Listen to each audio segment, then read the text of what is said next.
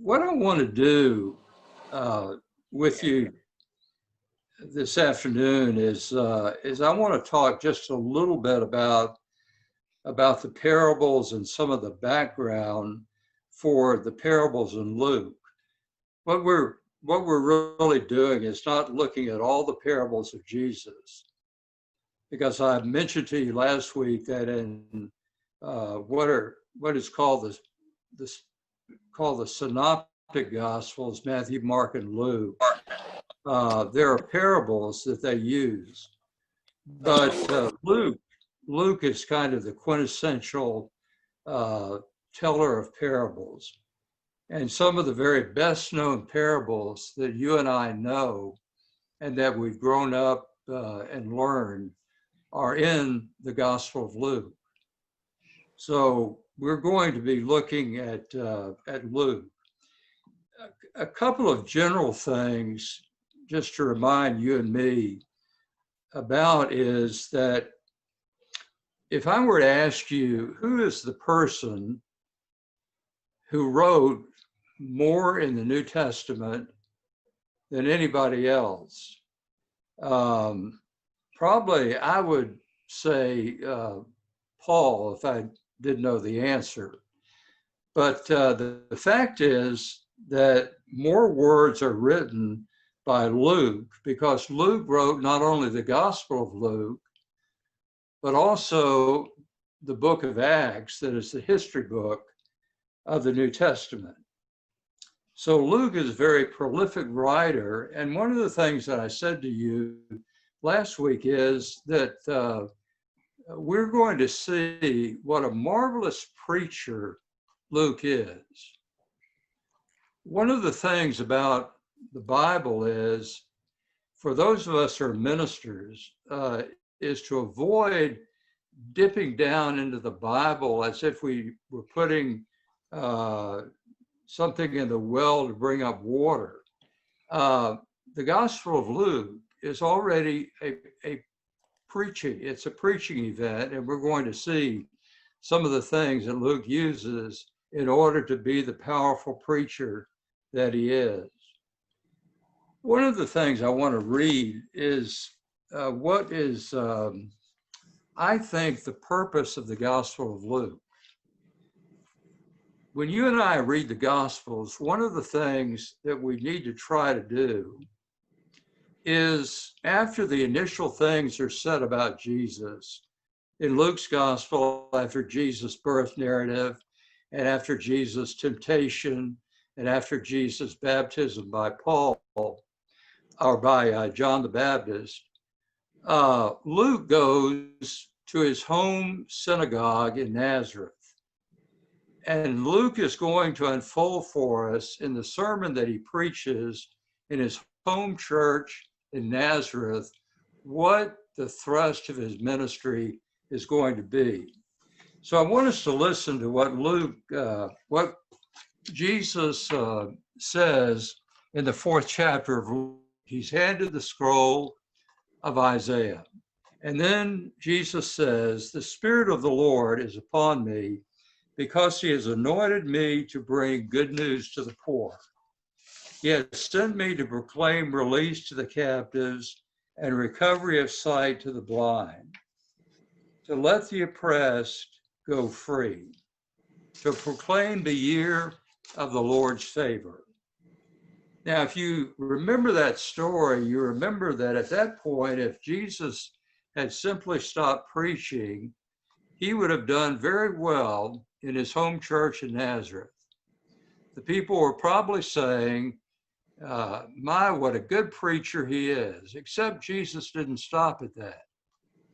He said to the Jews who were listening in the synagogue, and I want you to get the kind of the stunning surprise of this.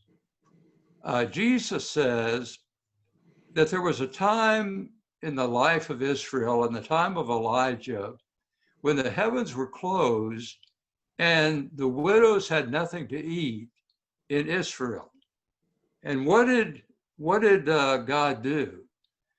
God fed a woman in Seraph in Sidon, which is present-day Lebanon.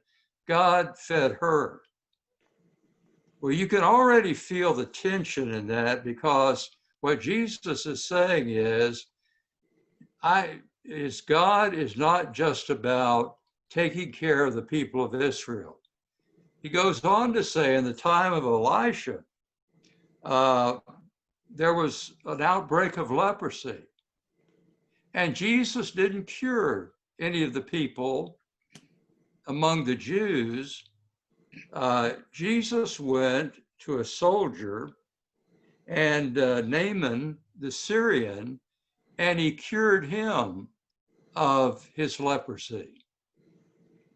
Well, at that point, the people in the synagogue were ready to take Jesus and throw him off the cliff, but Jesus walked through the middle of them. Now, the primary thing about that sort of setting up of what Luke is about is how often we find in the Gospel of Luke the surprising story of somebody whom we least expected to do the right thing becomes the hero of the story. Now, last week we looked at a very tight parable that had no characters in it. The parable of the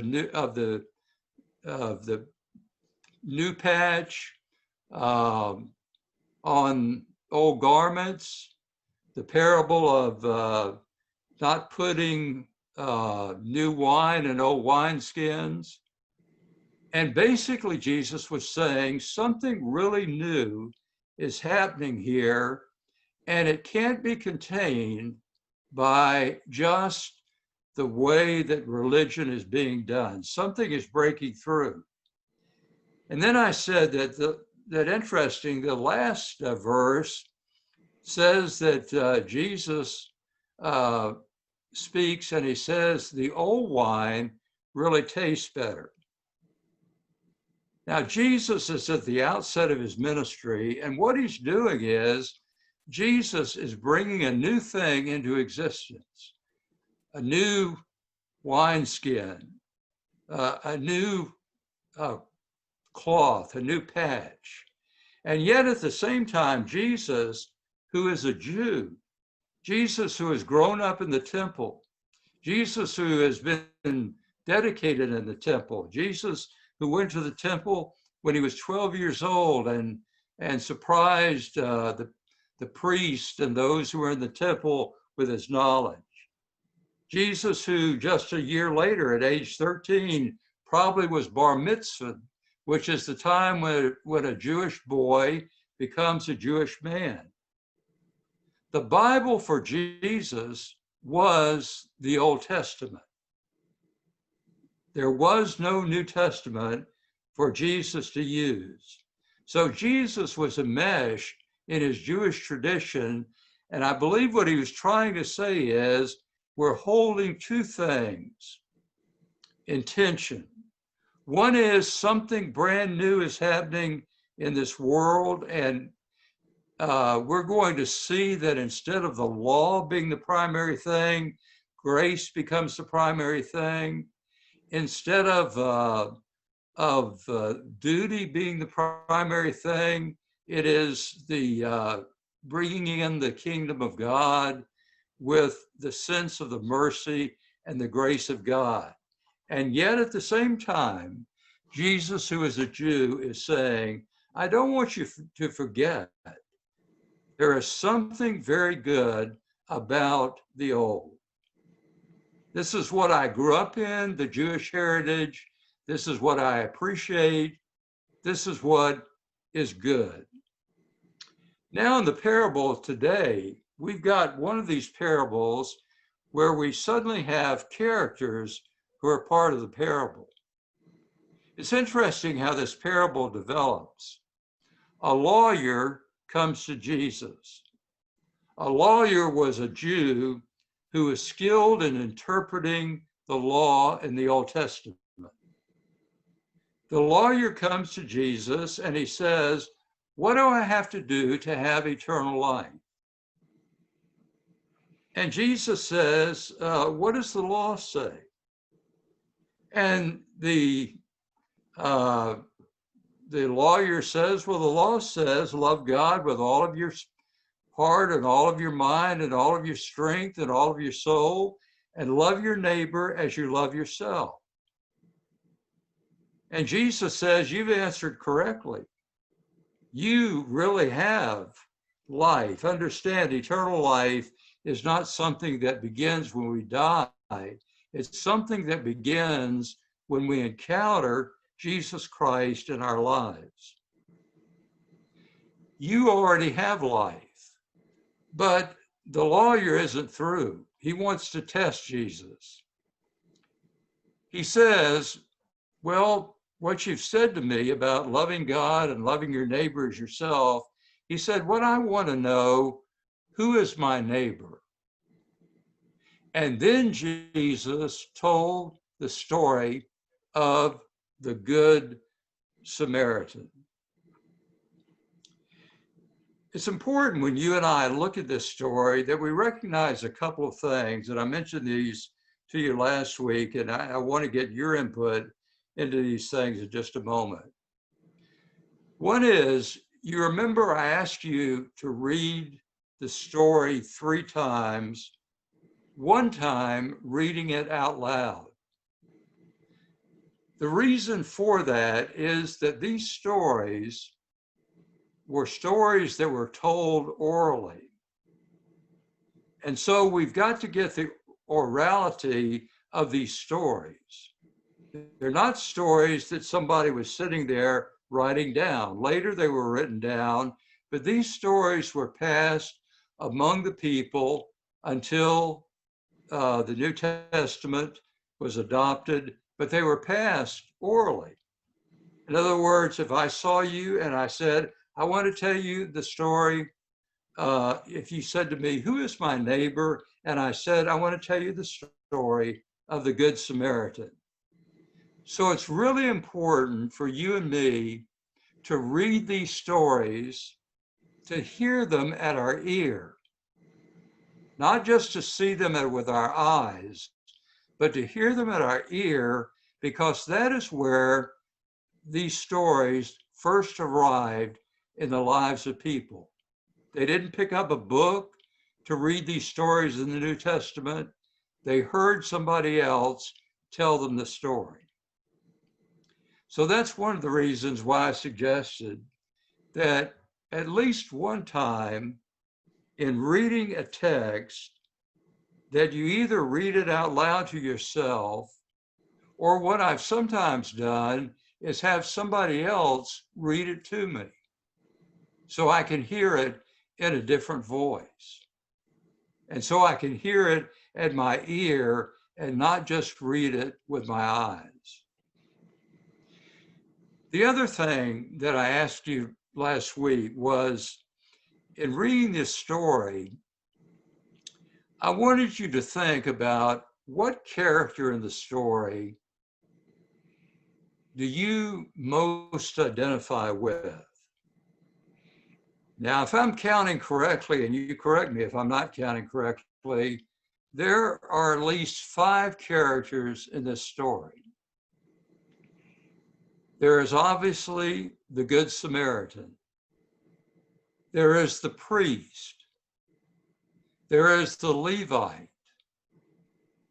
There is the victim, the man by the side of the road. And there is the innkeeper where this man was taken. So when I read a story, one of the things I want to ask myself is, if I'm going to read this story, what character am I going to read through this person's eyes? What character? And most of the time, when I was teaching preaching, most of the time, the students all wanted to be Jesus. And I would say, well, what about being somebody else in the story? I mean, what about being somebody who is on the receiving end of Jesus' love? What would that feel like? What would it feel like in this story to be the man who is half dead lying by the side of the road? Or what would it feel like to be the innkeeper? We don't know his name, but we do know that he received this person into his inn and kept him there until the Samaritan returned. So let me just ask you, and just tell me in just a couple of sentences, what person do you most identify with in this story? We can go I have back a to, question. I'm I have sorry. a question. Jane? Yeah. You said that the Jews had this rule about cleanliness and purity and not touching anything that was dead. Did the Samaritans have that? They were, yeah. Let me talk just a minute about the Samaritans, Jane, and I probably don't have a precise answer to your question, but I would say this. The Samaritans were despised by the Jews, and as you know, the Jews despised the Samaritans, Samaritans despised Jews. One of the reasons was that in all of this started in the 8th century BC when a group of Jews from Samaria were taken into Assyria in exile. Some people were left, people like farmers and some of the what we might call blue-collar workers were left in Samaria. They intermarried with other people, and then they adopted some very different things. For example, if you want to know what the Samaritans believed, turning to the 4th chapter of John is probably the best place. It's when Jesus met the Samaritan woman at the well at noonday. Now, it's fascinating at noontime. It's fascinating that the story right before that is the story of Jesus with Nicodemus, a very religious man. But there is more theology in Jesus' conversation with the woman from Samaria than there is in Jesus' conversation with Nicodemus. Whatever you want to say about this Samaritan woman at the well, she knew her faith. We worship at Mount Gerizim. The Samaritans didn't believe in rebuilding the temple. They didn't believe in rebuilding Jerusalem. But I would say this, the Samaritans followed most of the law of the Jews because they consider themselves to be Jews. Now, what you ask is a very good question. Obviously, this Samaritan didn't believe that, or this Samaritan said, there's a place for the law and there's a place for duty, but the other word that we get in this story is there is a place for mercy. And I would say that really the fundamental theological component of this story is grace.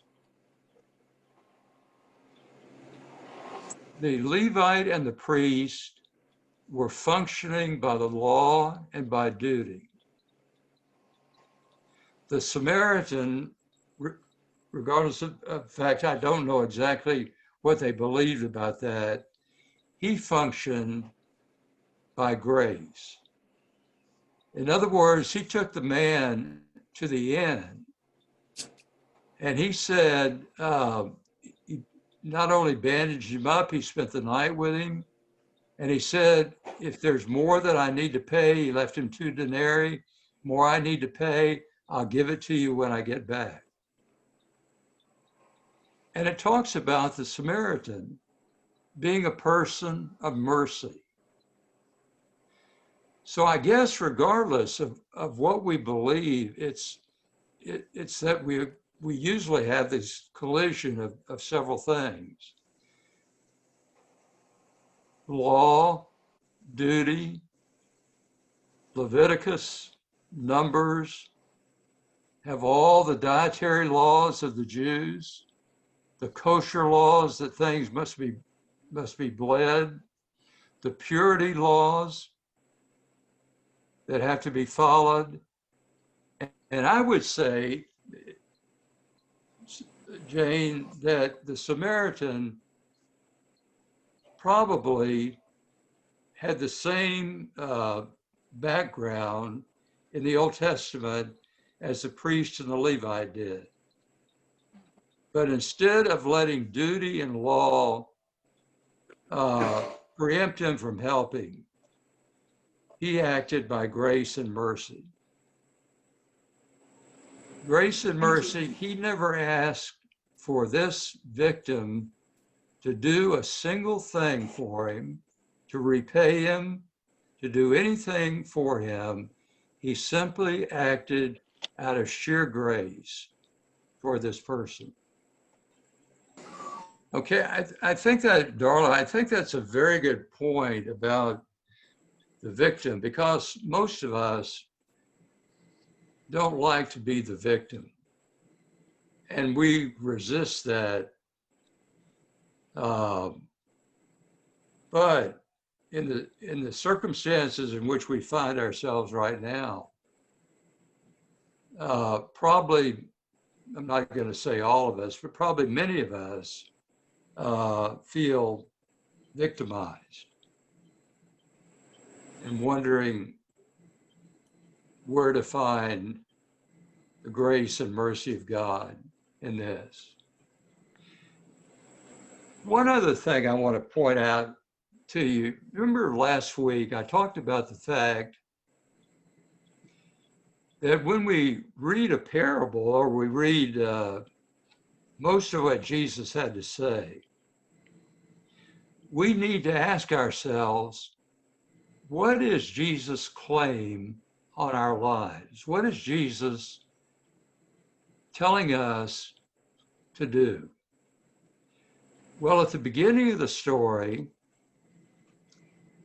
the lawyer answers, love God with all of your heart, or with all of your mind, with all of your strength, with all of your soul. And Jesus says to him, go and do that.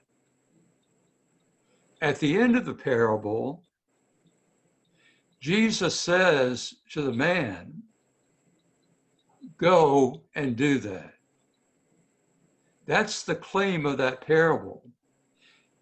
Now, just watch the next, we're not going to get into the next story, but you understand that the Bible was not written in chapters and verses. They came along later. It was a kind of a continuous story. What is the next story? It is the story of Martha and Mary.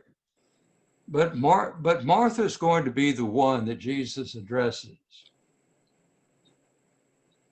Now, the amazing thing about Jesus is that he knew how to give prescriptions to people based on who they were.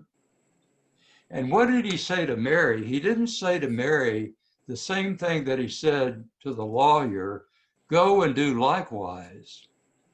He said to Mary, I want you to sit down and listen and learn. So that's the claim of these texts on us. And when we go back to the Samaritan, we have to ask, okay, living in these days,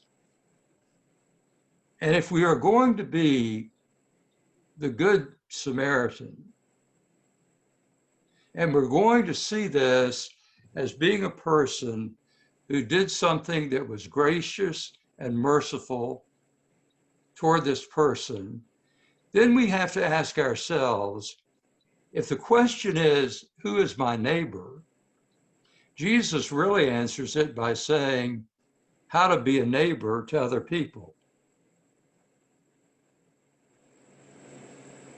Okay, we ask ourselves, how do we be a neighbor? How are we going to be a neighbor to the people who may not be in our social group, in our economic group, in our, and we could go on with all kinds of different things, who are not, for a while there, the issue of gender, who are not our gender. Remember when we had men's Bible classes and women's Bible classes? As if somebody was going to hear something they shouldn't hear. And remember back during the, some of you may remember back during the 1980s, when all the controversy was stirring in the Southern Baptist Convention. I heard several ministers say that one of the reasons that we don't see women as ministers is, if you go back to, and Mike pointed this out last week, if you go back to one of the two creation stories and you read on, there is a tree, the tree of knowledge, that Adam and Eve are not supposed to eat the fruit. Eve says to Adam, how about trying this fruit? And Adam eats the fruit. Now, what did some ministers conclude about women? Here it is. It makes a great deal of logic. No, it doesn't make a great deal of logic, but here's what they said. It was the woman who was responsible for offering the fruit to the man, and therefore we blame the woman.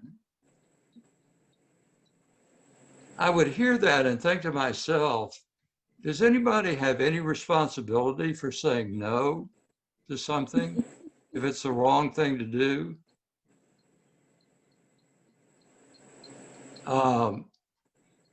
But in this story of the Good Samaritan, it is Jesus saying to him, not who is your neighbor, but how to be a neighbor to somebody else.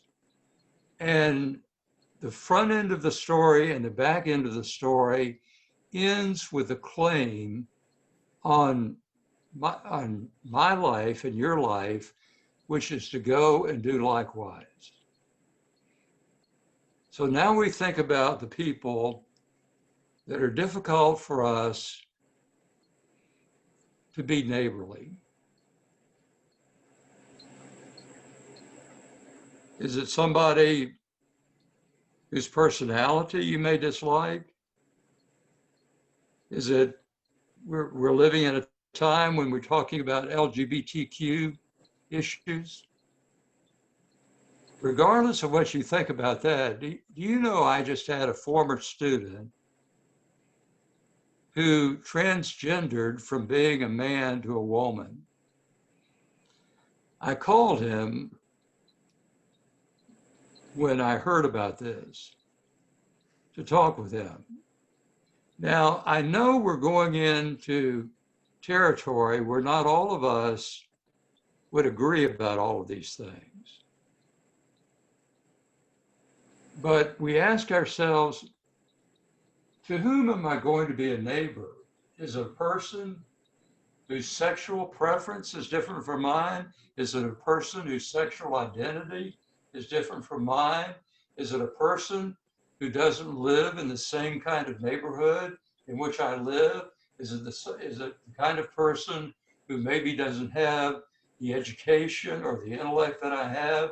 Is it the person who doesn't have a similar background to what I have. And all of these things become where the claim of this story is on our lives. We don't just leave it with the Good Samaritan and the priest and the Levite. Now suddenly it's turned around, and the impact on our lives is, for whom is it difficult for us to be a neighbor?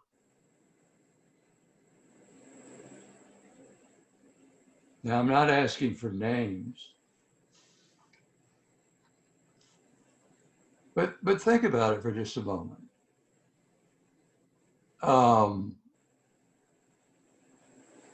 Haven't most of us in our lives kind of run with people who probably think much of the same way we do, who have many of the same values that we have?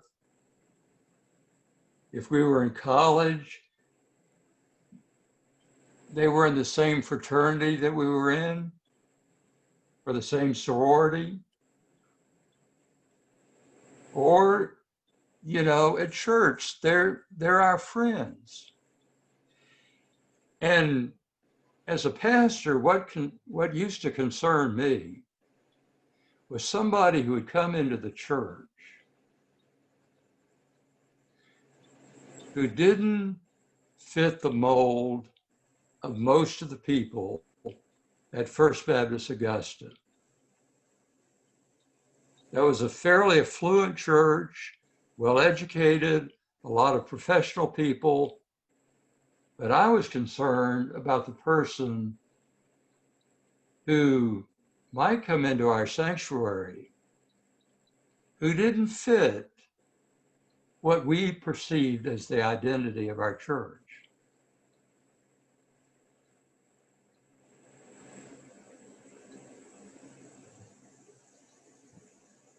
I know one of the things that William has called us to do is to have a branding in our church, which basically means, what kind of church are we? What are we going to be about? But I don't think, William, that I know your spirit, I don't think that means exclusion of people who don't have our particular brand on them. And that's where it really comes down now to, after we've read the story of the Good Samaritan, we say to ourselves, go and do the same. And I think to myself, Chuck, are you going and doing the same? And then that becomes the bite. That's where the sermon or teaching lesson becomes the tough part. It's what Fred Craddock called the so what of the sermon. Okay, we have the what of the Good Samaritan story, but now we come to the so what difference does that make in how I live and how I treat people and how I deal with people. And that's when I begin to see that I wish I could say to you, that all my life I have been just absolutely open to everybody. I think it's hearing the claim or the challenge of this parable, which is to go and do likewise, do what the Samaritan did. And that is that we operate out of grace and mercy, not asking what we can get out of it, obviously using our common sense in what we're doing. I mentioned to Mike before many of you came on, one of my very favorite writers is, he's dead now, but it's Clarence Jordan. Clarence Jordan was born in South Georgia, and Clarence Jordan wanted to be of help to the sharecroppers that he saw in South Georgia. And so he decided in 1933, he got his degree from the University of Georgia in agriculture. But Clarence Jordan said, I really think the problem is not so much agriculture. I think it's a spiritual problem. And so Clarence Jordan went to Southern Seminary in Louisville. And in 1938, he got his PhD in Greek New Testament.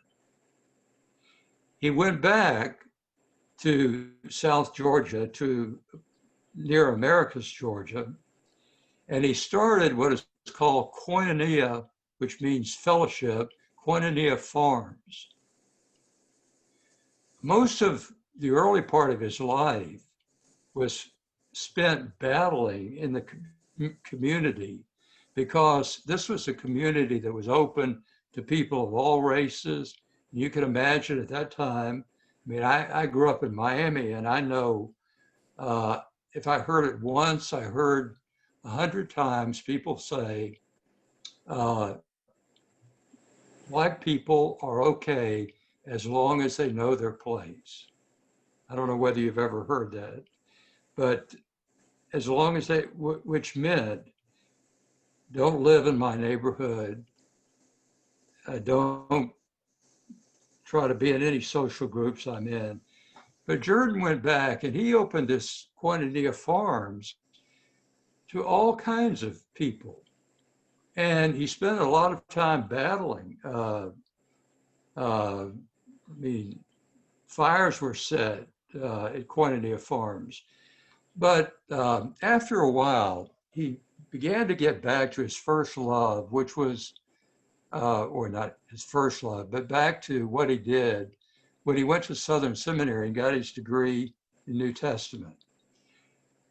He didn't translate, he did a paraphrase of the New Testament called the Cotton Patch version of the Bible, largely based in Georgia. Atlanta was Jerusalem. He did move it outside of Georgia because Washington, D.C. was Rome. And when he wrote his letter to the Colossians, he actually wrote it to the churches in Birmingham. So he did move outside of Georgia, but basically he stayed within the framework of Georgia. In the Cotton Patch version, he tells the story of a man who is going from Atlanta to Albany. And he was overtaken by robbers and left for dead on the road. A pastor came by, and when he saw the man, he just put his car into the next gear and left. The Levite, which is a minister of music, came by and saw the man, put his car in the next gear, and left. A black man came by and went over to this man who was left to die by the side of the road. And this man ministered to this white man who was left for dead on the side of the road. It was kind of in the Cotton Patch version of saying, in South Georgia at that particular time, who would you least expect to emerge as the hero of this story? And for Jordan, the hero of the story was not the expected person. It was this African American, this man of color, who stopped by to help the man in the road. I always think of that story when I think of this particular parable. And it just assaults a lot of the ways in which I was brought up in a very segregated South. My school was segregated. My college was segregated until my senior year, and we had 3 students of color who came into the school. Seminary, Otis Smith, African-American, 6'3", 270 pounds, became a friend. I was always going to be Otis's friend at 270 pounds. He played football for Central State University, which is predominantly a black college. He used to tell me about how when the back was going out of bounds, how he knew just how to clip that back at his knees in order to injure the back. I said, Otis, you're here at seminary. You're telling me these things about how you learned how to hit somebody just right in the knee. And Otis became one of the best friends. When Diane and I moved, when our daughter was about to be born and we moved to a different apartment, guess who carried things around? I didn't carry anything heavy. Otis carried everything to our, or most everything, particularly that was heavy, to our apartment. And I still remember, just the embodiment. I wish I had so much wish in my life I'd had the embodiment of a person of another color. And then as I became older, I taught one summer or one fall at Andover Newton in outside of Boston. You know the first 2 women who got up to preach? The first things they did was talk about their partners. They were lesbians. Now, I've been teaching in the South. Once in a while, I would have a student come tell me in confidence what their sexual orientation was, but never in public. And to this day, I remember one of these women, and she was such a wonderfully accessible, caring, loving person. And I kept thinking to myself, I know people are heterosexual who never exhibit any fruit of the Spirit. But Robin is just filled with love and compassion and care. And sometimes we would go to lunch and I would say, Robin, tell me about your story. And it was the love of Robin that loved me into seeing her as a person and not in terms of her sexual orientation. I wish I had known that sooner. I wish I had known that earlier in my life. Okay, next week we're going to talk about the persistence of prayer. And in that it talks about, it has a saying, ask and it will be given to you, seek and you will find, knock and you will be open to you. I want you to think about that in terms of persistence of prayer. Because I guarantee probably in all of our lives, we have asked and we have sought and we have knocked for something to be different and it didn't change. So I want you to think about that. I want you to think when you prayed as hard as you could and it didn't change, what would you say to somebody? Would you say, well, you need to read the parable? It says, ask and it will be given to you. Or do we approach this at another level?